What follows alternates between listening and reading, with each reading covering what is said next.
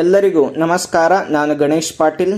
ಸ್ನೇಹಿತರೆ, code of civil procedure 1908 ಈ act civil ಕೇಸಸ್ಗಳಲ್ಲಿ ಆ ಕೇಸ್ಗಳು ಸ್ಟೆಪ್ ವೈಸ್ ಆಗಿ ಯಾವ ಹಂತಗಳನ್ನು ತಲುಪಬೇಕು ಅನ್ನುವಂತಹ ಪ್ರೊವಿಷನ್ಸ್ಗಳನ್ನು ಒಳಗೊಂಡಿದೆ. ಸಿವಿಲ್ ಕೇಸಸ್ಗಳಲ್ಲಿ ಪ್ರಾಕ್ಟೀಸ್ ಮಾಡಬೇಕು ಅನ್ನೋರು ಈ ಕೋಡನ್ನು ತುಂಬ ಚೆನ್ನಾಗಿ ಅಧ್ಯಯನ ಮಾಡಬೇಕಾಗ್ತದೆ. ಸ್ನೇಹಿತರೆ, ಅದಕ್ಕಾಗಿ ನಾವು ಈ ಕ್ಲಾಸ್ನಿಂದ ಈ ಸಿವಿಲ್ ಪ್ರೊಸೀಜರ್ ಕೋಡನ್ನು ನಾವು ಅಧ್ಯಯನ ಮಾಡೋಣ.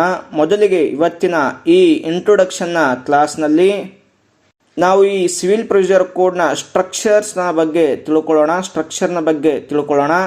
ಈ ಕೋಡ್ನಲ್ಲಿ ಒಂದು ಪ್ರಿಲಿಮಿನರಿ ಚಾಪ್ಟರ್, ಅದನ್ನು ಬಿಟ್ಟು 11 ಪಾರ್ಟ್ಸ್ಗಳು, ಸೆಕ್ಷನ್ 1ರಿಂದ 158ನ ವರೆಗೆ ಸೆಕ್ಷನ್ಸ್ಗಳು ಬರ್ತವೆ. ಮಧ್ಯೆ ಅಮೆಂಡ್ಮೆಂಟ್ ಸೆಕ್ಷನ್ಸ್ಗಳು ಕೂಡ ಇವೆ. ಇದಾದ್ಮೇಲೆ ಒಂದು ಶೆಡ್ಯೂಲ್ ಬರುತ್ತೆ. 5 ಶೆಡ್ಯೂಲ್ಸ್ಗಳು ಬರ್ತವೆ. ಆದರೆ ಫಸ್ಟ್ ಶೆಡ್ಯೂಲ್ನಲ್ಲಿ 51 ಆರ್ಡರ್ಸ್ಗಳು ಬರ್ತವೆ. ಸೆಕ್ಷನ್ಸ್ಗಳ ಜೊತೆಗೆ ಈ ಆರ್ಡರ್ಸ್ಗಳನ್ನು ನಾವು ಅಧ್ಯಯನ ಮಾಡಬೇಕಾಗ್ತದೆ. ಅವುಗಳನ್ನು ಕೂಡ ನಾವು ಒಂದೊಂದಾಗಿ ಅಧ್ಯಯನ ಮಾಡೋಣ. ಮೊದಲನೇದಾಗಿ ಈ ಪ್ರಿಲಿಮಿನರಿ ಒಂದು ಚಾಪ್ಟರ್ನಲ್ಲಿ ಸೆಕ್ಷನ್ 1ರಿಂದ 8ರವರೆಗೆ ಸೆಕ್ಷನ್ಸ್ಗಳು ಬರ್ತವೆ. ನೆಕ್ಸ್ಟ್ ಪಾರ್ಟ್ 1ನಲ್ಲಿ ಸೆಕ್ಷನ್ 9ರಿಂದ ಸೆಕ್ಷನ್ 35B ವರೆಗಿನ ಎಲ್ಲ ಸೆಕ್ಷನ್ಸ್ಗಳು ಬರ್ತವೆ. ಈ ಪಾರ್ಟ್ನಲ್ಲಿ ನಾವು ಜನರಲ್ ಶೂಟ್ಸ್ಗಳನ್ನು ನೋಡ್ತೇವೆ. ಅವುಗಳ ಬಗ್ಗೆ ಇರುವಂತಹ ಪ್ರೊವಿಷನ್ಸ್ಗಳನ್ನು ನಾವು ನೋಡ್ತೇವೆ.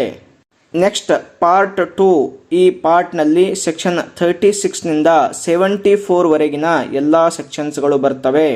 ಈ ಪಾರ್ಟ್ ಎಕ್ಸಿಕ್ಯೂಷನ್ ಬಗ್ಗೆ ಮಾತಾಡುತ್ತೆ, ಪ್ರೊವಿಷನ್ಸ್ಗಳನ್ನು ಹೊಂದಿದೆ. ನೆಕ್ಸ್ಟ್ ಪಾರ್ಟ್ 3, ಸೆಕ್ಷನ್ 75ನಿಂದ 78 ವರೆಗಿನ ಎಲ್ಲ ಸೆಕ್ಷನ್ಸ್ಗಳು ಇಲ್ಲಿ ಬರ್ತವೆ. ಈ ಒಂದು ಪಾರ್ಟ್ ಇನ್ಸಿಡೆಂಟಲ್ ಪ್ರೊಸೀಡಿಂಗ್ಸ್ಗಳ ಬಗ್ಗೆ ಪ್ರೊವಿಷನ್ಸ್ಗಳನ್ನು ಹೊಂದಿದೆ. ನೆಕ್ಸ್ಟ್ ಬರುವಂಥದ್ದು ಪಾರ್ಟ್ 4. ಇಲ್ಲಿ ಸೆಕ್ಷನ್ 79ನಿಂದ 88 ವರೆಗಿನ ಎಲ್ಲ ಸೆಕ್ಷನ್ಸ್ಗಳು ಬರ್ತವೆ. ಈ ಪಾರ್ಟ್ ಕೆಲವೊಂದು ಪರ್ಟಿಕ್ಯುಲರ್ ಕೇಸಸ್ಗಳ ಶೂಟ್ಸ್ಗಳ ಬಗ್ಗೆ ಪ್ರೊವಿಷನ್ಸ್ಗಳನ್ನು ಹೊಂದಿದೆ. ನೆಕ್ಸ್ಟ್ ಬರುವಂಥದ್ದು ಪಾರ್ಟ್ 5. ಇಲ್ಲಿ ಸೆಕ್ಷನ್ಸ್ 89ನಿಂದ 93 ವರೆಗಿನ ಎಲ್ಲ ಸೆಕ್ಷನ್ಸ್ಗಳು ಬರ್ತವೆ. ಈ ಪಾರ್ಟ್ ಸ್ಪೆಷಿಯಲ್ ಪ್ರೊಸೀಡಿಂಗ್ಸ್ಗೆ ಸಂಬಂಧಪಟ್ಟಂತಹ ಪ್ರೊವಿಷನ್ಸ್ಗಳನ್ನು ಹೊಂದಿದೆ. ನೆಕ್ಸ್ಟ್ ಬರುವಂಥದ್ದು ಪಾರ್ಟ್ 6.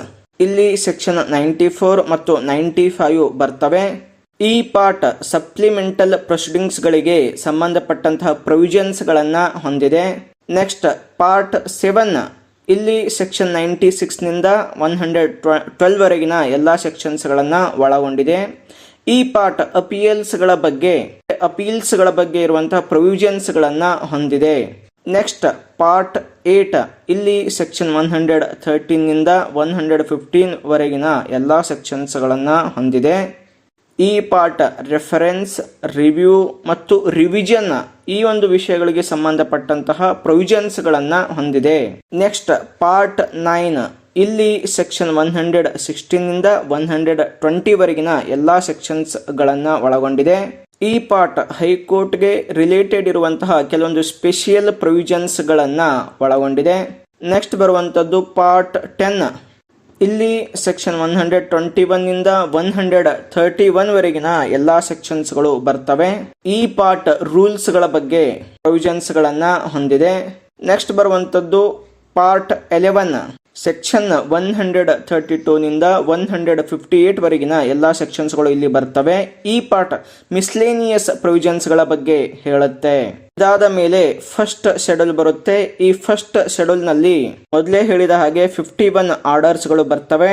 ಇಲ್ಲಿ ನಾವು ಸ್ವಲ್ಪ ಸ್ಪೀಡ್ ಆಗಿ ಯಾವ ಆರ್ಡರ್ಸ್ ಏನ್ ಹೇಳುತ್ತೆ ಅಂತೇಳಿ ಸುಮ್ಮನೆ ನೋಡ್ಕೊಂಡು ಹೋಗೋಣ. ನೆಕ್ಸ್ಟ್ ಕ್ಲಾಸ್ನಲ್ಲಿ ಸ್ವಲ್ಪ ಡಿಟೇಲ್ ಆಗಿ ಸ್ಟಡಿ ಮಾಡೋಣ. ಆರ್ಡರ್ 1 ಶೂಟ್ಸ್ಗೆ ಸಂಬಂಧಪಟ್ಟ ಪಾರ್ಟೀಸ್ಗಳ ಬಗ್ಗೆ ಹೇಳುತ್ತೆ.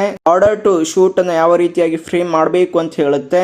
ನೆಕ್ಸ್ಟ್ ಆರ್ಡರ್ 3 ಏಜೆಂಟ್ಸ್ ಮತ್ತು ಪ್ಲೀಡರ್ಸ್ಗಳ ಬಗ್ಗೆ ಹೇಳುತ್ತೆ. ಆರ್ಡರ್ 4 ಶೂಟ್ಸ್ ಅನ್ನ ಇನ್ಸ್ಟಿಟ್ಯೂಷನ್ ಹೇಗೆ ಮಾಡಬೇಕು ಅಂತ ಹೇಳುತ್ತೆ. ಆರ್ಡರ್ 4A ಕೇಸಸ್ಗಳ ಕನ್ಸಾಲಿಡೇಷನ್ ಬಗ್ಗೆ ಮಾತಾಡುತ್ತೆ. ಆರ್ಡರ್ 5 ಸಮನ್ಸ್ಗಳನ್ನು ಯಾವ ರೀತಿಯಾಗಿ ಇಶ್ಯೂ ಮಾಡಬೇಕಂತ ಹೇಳುತ್ತೆ. ಆರ್ಡರ್ 6 ಜನರಲ್ ಪ್ಲೀಡಿಂಗ್ಸ್ಗಳ ಬಗ್ಗೆ ಹೇಳುತ್ತೆ. ಆರ್ಡರ್ 7 ಪ್ಲೇಂಟ್ ಬಗ್ಗೆ ಹೇಳುತ್ತೆ. Order 8 return statement, set of and counter claim ಬಗ್ಗೆ ಹೇಳುತ್ತೆ. ಆರ್ಡರ್ 9 ಪಾರ್ಟೀಸ್ಗಳ ಅಪಿಯರೆನ್ಸ್ನ ಬಗ್ಗೆ ಮತ್ತು ನಾನ್ ಅಪಿಯರ್ ಆದರೆ ಅದರ ಕಾನ್ಸಿಕ್ವೆನ್ಸಸ್ ಏನಾಗ್ತವೆ ಅಂತೇಳಿ ಹೇಳುತ್ತೆ. ಆರ್ಡರ್ 10ನಲ್ಲಿ ಪಾರ್ಟೀಸ್ಗಳ ಎಕ್ಸಾಮಿನೇಷನ್ ಬಗ್ಗೆ ಇದೆ. ಆರ್ಡರ್ 11ನಲ್ಲಿ ಕೋರ್ಟ್ಗಳ ಎದುರುಗಡೆ ಡಾಕ್ಯುಮೆಂಟ್ಸ್ಗಳು ಯಾವ ರೀತಿಯಾಗಿ ಡಿಸ್ಕ್ಲೋಸರ್ ಮಾಡಬೇಕು, ಡಿಸ್ಕವರಿ ಮಾಡಬೇಕು, ಇನ್ಸ್ಪೆಕ್ಷನ್ ಮಾಡಬೇಕು ಅಂತ ಹೇಳುತ್ತೆ. ಆರ್ಡರ್ 12 ಅಡ್ಮಿಷನ್ ಬಗ್ಗೆ ಹೇಳುತ್ತೆ. ಆರ್ಡರ್ 13 ಕೋರ್ಟ್ನ ಎದುರುಗಡೆ ಡಾಕ್ಯುಮೆಂಟ್ಸ್ಗಳನ್ನು ಪ್ರೊಡಕ್ಷನ್ ಮಾಡೋದು, ಇಂಪೌಂಡಿಂಗ್ ಮಾಡೋದು ಮತ್ತು ಡಾಕ್ಯುಮೆಂಟ್ಸ್ಗಳನ್ನು ರಿಟರ್ನ್ ಮಾಡೋದರ ಬಗ್ಗೆ ಹೇಳುತ್ತೆ. ಆರ್ಡರ್ 13A ಸಮರಿ ಜಜ್ಮೆಂಟ್ ಬಗ್ಗೆ ಹೇಳುತ್ತೆ. ಆರ್ಡರ್ 14 ಇಶ್ಯೂಗಳನ್ನು ಯಾವ ರೀತಿಯಾಗಿ ಸೆಟಲ್ಮೆಂಟ್ ಮಾಡಬೇಕು ಅಂತ ಹೇಳುತ್ತೆ. ಆರ್ಡರ್ 15 ಫಸ್ಟ್ ಹಿಯರಿಂಗ್ನಲ್ಲಿಯೇ ಶೂಟ್ಗಳನ್ನು ಯಾವ ರೀತಿಯಾಗಿ ಡಿಸ್ಪೋಸಲ್ ಮಾಡಬೇಕು ಅಂತೇಳಿ ಹೇಳುತ್ತೆ. ಆರ್ಡರ್ 15A ಇದು ಕೇಸ್ ಮ್ಯಾನೇಜ್ಮೆಂಟ್ಗೆ ಸಂಬಂಧಪಟ್ಟಂತ ಹಿಯರಿಂಗ್ ಅನ್ನ ಒಳಗೊಂಡಿದೆ. ನೆಕ್ಸ್ಟ್ ಆರ್ಡರ್ 16 ವಿಟ್ನೆಸಸ್ ಗಳ ಸಮ್ಮನಿಂಗ್ ಮತ್ತು ಅಟೆಂಡೆನ್ಸ್ ಬಗ್ಗೆ ಇದೆ. ಆರ್ಡರ್ 16A ನಲ್ಲಿ ಇಲ್ಲಿ ವಿಟ್ನೆಸಸ್ ಗಳ ಅಟೆಂಡೆನ್ಸು, ಅವರನ್ನ ಡಿಟೈನ್ ಮಾಡೋದು, ಪ್ರಿಸನ್ಸ್ ಗಳಲ್ಲಿ ಇಡೋದು, ಈ ವಿಷಯಗಳ ಬಗ್ಗೆ ಒಳಗೊಂಡಿದೆ. ಆರ್ಡರ್ 17 ಅಡ್ಜರ್ನ್ಮೆಂಟ್ಸ್ ಗಳನ್ನ ಒಳಗೊಂಡಿದೆ. ಆರ್ಡರ್ 18 ಶೂಟ್ ಬಗ್ಗೆ ಹಿಯರಿಂಗ್ ಮತ್ತು ವಿಟ್ನೆಸಸ್ ಗಳ ಎಕ್ಸಾಮಿನೇಷನ್ ಬಗ್ಗೆ ಹೇಳುತ್ತೆ. ಆರ್ಡರ್ 19 ಅಫಿಡವಿಟ್ ಬಗ್ಗೆ ಹೇಳುತ್ತೆ. ಆರ್ಡರ್ 20 ಜಜ್ಮೆಂಟ್ ಮತ್ತು ಡಿಕ್ರಿ ಬಗ್ಗೆ ಹೇಳುತ್ತೆ. ಆರ್ಡರ್ 20A ಕಾಸ್ಟ್ಸ್ ಬಗ್ಗೆ ಹೇಳುತ್ತೆ. ಆರ್ಡರ್ 21 ಡಿಕ್ರೀಸ್ ಮತ್ತು ಆರ್ಡರ್ಸ್ಗಳ ಎಕ್ಸಿಕ್ಯೂಷನ್ ಬಗ್ಗೆ ಹೇಳುತ್ತೆ. ಆರ್ಡರ್ 22 ಪಾರ್ಟೀಸ್ಗಳ ಡೆತ್, ಮ್ಯಾರೇಜ್ ಅಂಡ್ ಇನ್ಸಾಲ್ವೆನ್ಸಿ ಬಗ್ಗೆ ಹೇಳುತ್ತೆ. ಆರ್ಡರ್ 23 ಶೂಟ್ಸ್ಗಳನ್ನು ವಿತ್ಡ್ರಾ ಮಾಡ್ಕೊಳ್ಳೋದು, ಅಡ್ಜಸ್ಟ್ಮೆಂಟ್ ಮಾಡ್ಕೊಳ್ಳೋದ್ರ ಬಗ್ಗೆ ಹೇಳುತ್ತೆ. ಆರ್ಡರ್ 24 ಕೋರ್ಟ್ನಲ್ಲಿ ಯಾವ ರೀತಿಯಾಗಿ ಪೇಮೆಂಟ್ ಮಾಡಬೇಕು ಅಂತ ಹೇಳುತ್ತೆ. ಆರ್ಡರ್ 25 ಒಂದು ಕಾಸ್ಟ್ಸ್ನ ಸೆಕ್ಯೂರಿಟಿ ಬಗ್ಗೆ ಹೇಳುತ್ತೆ. ಆರ್ಡರ್ 26 ಕಮಿಷನ್ಸ್ನ ಬಗ್ಗೆ ಹೇಳುತ್ತೆ. ಆರ್ಡರ್ 27 ಪಬ್ಲಿಕ್ ಆಫೀಸರ್ಸ್ಗಳ ವಿರುದ್ಧ ಯಾವ ರೀತಿಯಾಗಿ ಶೂಟ್ಗಳು ಹಾಕಬೇಕು ಮತ್ತು ಅವರಿಂದ ಯಾವ ರೀತಿಯಾಗಿ ಶೂಟ್ಗಳು ಅವ್ರು ಹಾಕ್ಬೋದು ಇದರ ಬಗ್ಗೆ ಹೇಳುತ್ತೆ. Order 27A substantial questions of law ಬಗ್ಗೆ ಹೊಂದಿರುವಂತಹ ಶೂಟ್ಸ್ಗಳ ಬಗ್ಗೆ, ಯಾವ ರೀತಿಯಾಗಿ ಅವುಗಳ ಕಾನ್ಸ್ಟಿಟ್ಯೂಷನ್ ಆಧಾರವಾಗಿಟ್ಕೊಂಡು, ಸ್ಟ್ಯಾಟ್ಯೂಟ್ಸ್ಗಳನ್ನು ಆಧಾರವಾಗಿಟ್ಕೊಂಡು ಇಂಟರ್ಪ್ರಿಟೇಷನ್ ಮಾಡಬೇಕು ಅನ್ನೋದ್ರ ಬಗ್ಗೆ ಹೇಳುತ್ತೆ. ನೆಕ್ಸ್ಟ್ ಆರ್ಡರ್ 28 ಮಿಲಿಟರಿ ಅಥವಾ ನೇವಲ್ ಮೆನ್ ಅಥವಾ ಏರ್ ಮೆನ್ಗಳ ವಿರುದ್ಧ ಯಾವ ರೀತಿಯಾಗಿ ಶೂಟ್ಸ್ಗಳನ್ನು ಹಾಕಬಹುದು ಅಂತ ಹೇಳುತ್ತೆ. ಆರ್ಡರ್ 29 ಕಾರ್ಪೊರೇಷನ್ಸ್ಗಳ ಅಗೇನೆಸ್ಟ್ ಅಥವಾ ಅವುಗಳ ಪರವಾಗಿ ಶೂಟ್ಸ್ಗಳನ್ನು ಯಾವ ರೀತಿಯಾಗಿ ಹಾಕಬೇಕು ಅಂತೇಳಿ ಹೇಳುತ್ತೆ. ಆರ್ಡರ್ 30 ಬಿಸ್ನೆಸ್ಗಳನ್ನ ಮಾಡುವಂತಹ ಫರ್ಮ್ಸ್ ಮತ್ತು ಪರ್ಸನ್ಸ್ಗಳ ಅಗೇನೆಸ್ಟ್ ಅಥವಾ ಅವ್ರ ಪರವಾಗಿ ಶೂಟ್ಸ್ಗಳನ್ನು ಹೇಗೆ ಹಾಕಬೇಕು ಅಂತ ಹೇಳುತ್ತೆ. Next order 31 trustees, executors, administrators ಅವರ ವಿರುದ್ಧ ಮತ್ತು ಪರವಾದ ಶೂಟ್ಸ್ಗಳ ಬಗ್ಗೆ ಹೇಳುತ್ತೆ. ನೆಕ್ಸ್ಟ್ ಆರ್ಡರ್ 32 ಮೈನರ್ಸ್ ಮತ್ತು ಪರ್ಸನ್ಸ್ ಆಫ್ ಅನ್ಸೌಂಡ್ ಮೈಂಡ್ ಅವರ ಪರ ಮತ್ತು ವಿರುದ್ಧ ಶೂಟ್ಸ್ಗಳ ಬಗ್ಗೆ ಹೇಳುತ್ತೆ. Next order 32A family related ಮ್ಯಾಟರ್ಸ್ಗಳಿಗೆ ಸಂಬಂಧಪಟ್ಟಂತಹ ಶೂಟ್ಸ್ಗಳ ಬಗ್ಗೆ ಹೇಳುತ್ತೆ. ನೆಕ್ಸ್ಟ್ ಆರ್ಡರ್ 33 ಇಂಡಿಜೆಂಟ್ ಪರ್ಸನ್ಸ್ ಅಂದರೆ ಬಡ ವ್ಯಕ್ತಿಯ ಪರವಾಗಿರುವಂತಹ ಶೂಟ್ಸ್ಗಳ ಬಗ್ಗೆ ಹೇಳುತ್ತೆ. ನೆಕ್ಸ್ಟ್ ಆರ್ಡರ್ 34 ಇಮ್ಯೂಯಬಲ್ ಪ್ರಾಪರ್ಟಿಗೆ ಸಂಬಂಧಪಟ್ಟ ಮಾರ್ಟ್ಗೇಜಸ್ಗೆ ರಿಲೇಟೆಡ್ ಇರುವಂತಹ ಶೂಟ್ಸ್ಗಳ ಬಗ್ಗೆ ಹೇಳುತ್ತೆ. ಆರ್ಡರ್ 35 ಇಂಟರ್ ಪ್ಲೀಡರ್ ಪ್ರೊವಿಷನ್ಸ್ಗಳನ್ನ ಬಗ್ಗೆ ಹೇಳುತ್ತೆ.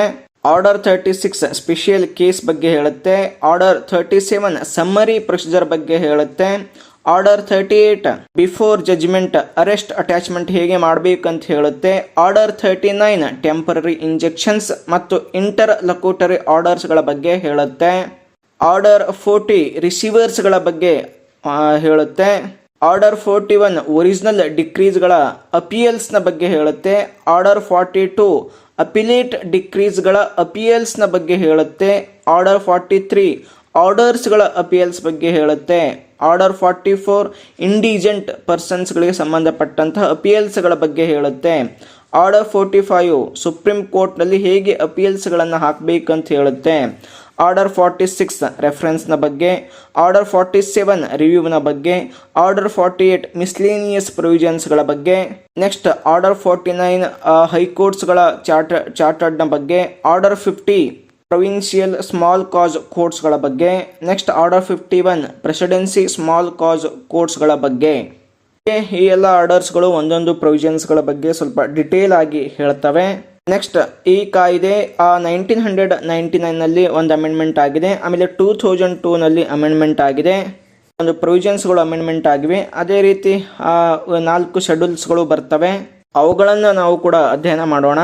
ನೆಕ್ಸ್ಟ್ ಕ್ಲಾಸ್ನಲ್ಲಿ ಒಂದೊಂದಾಗಿ ಸೆಕ್ಷನ್ಸ್ಗಳನ್ನು ಆರ್ಡರ್ಸ್ಗಳನ್ನು ನೋಡ್ಕೊಂಡು ಹೋಗೋಣ. ಎಲ್ಲರಿಗೂ ನಮಸ್ಕಾರ.